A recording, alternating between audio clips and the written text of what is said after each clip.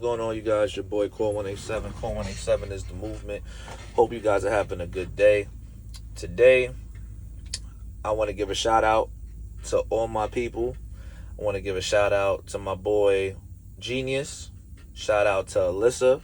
Shout out to Alex. Shout out to D-High. Shout out to Imic. Shout out to Tiger. Shout out to Faye. I don't think I'm missing shout out to Dre. Shout out to Sean.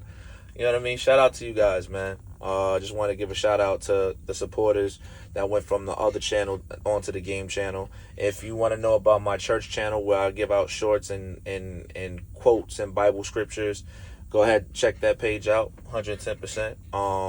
I feel like everybody definitely needs prayer and things of that nature, but you already know what it is. So, what games am I looking forward to that's coming out? Well, Resident Evil Requiem is coming out. I'm trying to do a live with that because I want people to see like the gameplay of what's going on as it's going on. I want to see what's going to take place. I'm a huge Leon fan. If you look at his story and everything that he went through in the past, how he pretty much started off as an officer and not even as an officer because he was just getting hired as like a newbie. I think he just got out of training, you know what I'm saying? Something like that in 2. And to see him have to progress, within the times of just dealing with it at the moment, I think is like super phenomenal. I want to see what his situation is about, what the story takes place. Seems like somehow, some form of fashion, looks like some type of renewal with Umbrella. I'm not sure. We're going to see what happens, but I'm excited for it. I want to see what's definitely going on. Pretty much I've went through every Resident Evil, beat it, knocked it out the ballpark. I would say my favorite one so far would be Resident Evil 4 remake. The original one is still great, but the remake, amazing. I just want to see how it takes place. See, like my boy in Requiem has upgraded. He got a Porsche now. And he got this axe. We might as well call him Leon Kratos. How he's moving. I'm very excited for that. Just want to see what's going on with that. Want to see what Grace's story is about, how she plays a part, who she could be connected with. Could this be Wesker's daughter?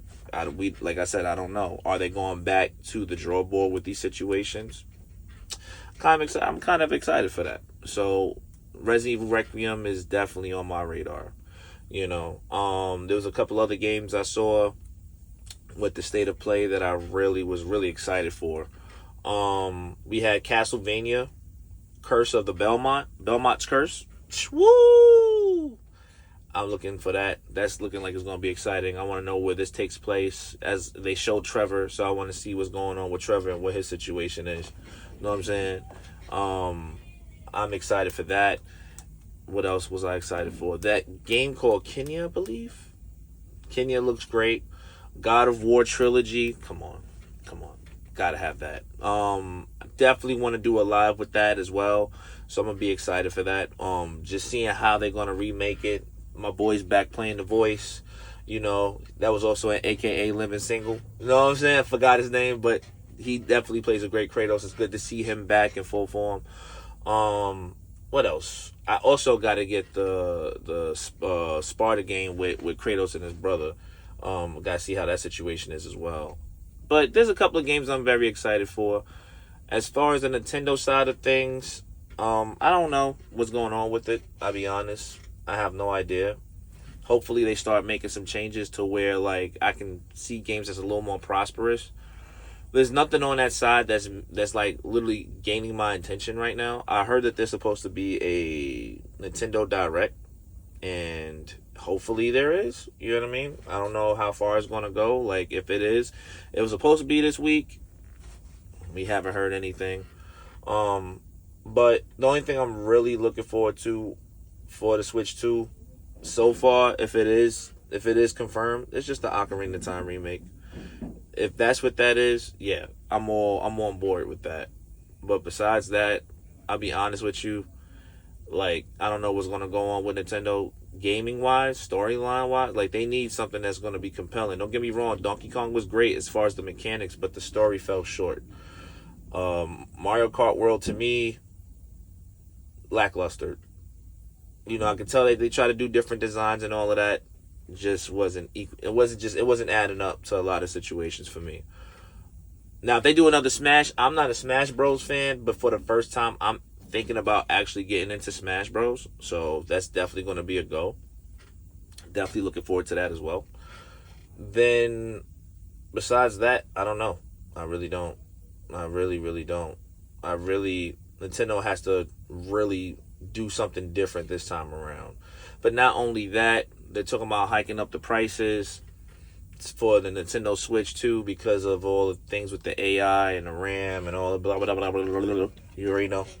I don't know. I feel personally, when it comes to it, they shouldn't move the prices up for the Switch too. Just leave it as it is. And it's already expensive for a lot of people. I mean, the original one, if I'm not mistaken, was $350. You know, and it seems to me like because technology is upgrading, they're like trying to go with the times. I get that, because they don't want to lose profit, but you're going to end up losing customers in the back end if you don't change that whole situation. So I don't know how that's going to play out. If you can right now, if you can't get a Switch, you can get a PlayStation 5 right now. If I had to choose between the two, I would get a PlayStation 5. Like doesn't matter. Like, if you Pro is still expensive. It's like $700. But if you could get a regular one, go ahead and get a regular one. Like I don't know what's going to happen with that moving forward, but I hope Nintendo makes changes to where it makes sense to the customer and not just for their pockets. And make better games. I'm sorry, like, their games are just, maybe I could be wrong for it. You know, I get it for like the younger generation. You guys are like seeing something new and it's a new experience. And there's nothing wrong with that. Like, there's nothing wrong with that. I think that that's awesome that you're getting that experience. But to me, from seeing it from a generation before, seeing that it's being reciprocated and it's not evolving and it's repetitive of the same type of formula, it needs to have a change. Compared to PlayStation 5, like, with that state of play, they try to knock things out the ballpark. So I definitely want to see a change with Nintendo in a lot of ways. As far as the PlayStation 6 not coming out till 2028, 2029, honestly, I don't see nothing wrong with it. I feel like the economy right now, with everything going on, I think things are just too expensive. You know what I mean? Nobody's going to want to pay for a $1,200, $1,500 console. And PS6, I've been rocking with PS for a long period of time. But nobody's buying no PlayStation for $1,200, $1,500. It's not happening. You know? So if the technology has to wear off to where it becomes somewhat, it's been out for a while, like technology does over time, it pretty much loses, like, not value, but the fact of it being so high because it's been out for a certain period of time, it starts wavering with price. They let it waver with price to make sure that when it comes to those things and it's time to resell and and it's time for that premiere and all of that, you have more people with hands on deck to be able to purchase, compared to people being like, I don't know, I'm gonna just stick to my PS5, and then we're back to that crossover platform type situation. You know, so me personally, if I had to be honest, like, if you have the money for it, if you want decent graphics, don't get me wrong, PlayStation 5 has great graphics, I'm not knocking it. But if you have a really good TV or a good monitor and you really want to see the specs and the value of what the game looks like, I would recommend to go ahead and get a PS5 Pro. You know what I mean? You see a lot more different. Like, I remember I was showing my son, he was showing me Ghost of Yotei on his PS5, and then he saw it on my PS5 Pro, and he was like, it was like night and day.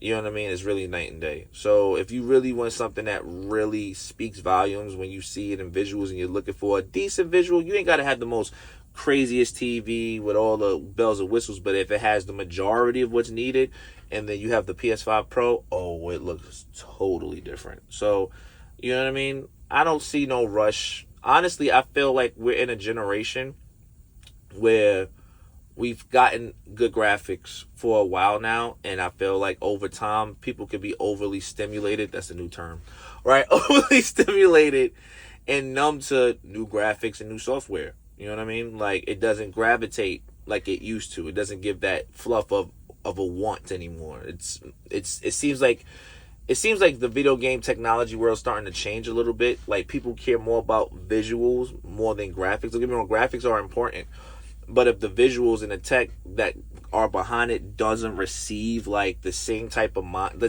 visual, like, doesn't matter how good the graphics are, if you can't see every detail the way that you wanted to see it, then there's no point of having really, really good graphics, but then everything else is kind of like you know what I mean? And like, eventually over time it just becomes a point where it's just like, okay, we've gotten all these graphics for some amount of time. It doesn't feel like a rush or a need.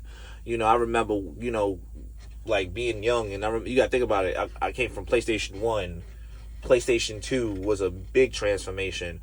Then PlayStation 3 was a game changer, and then you had the 360.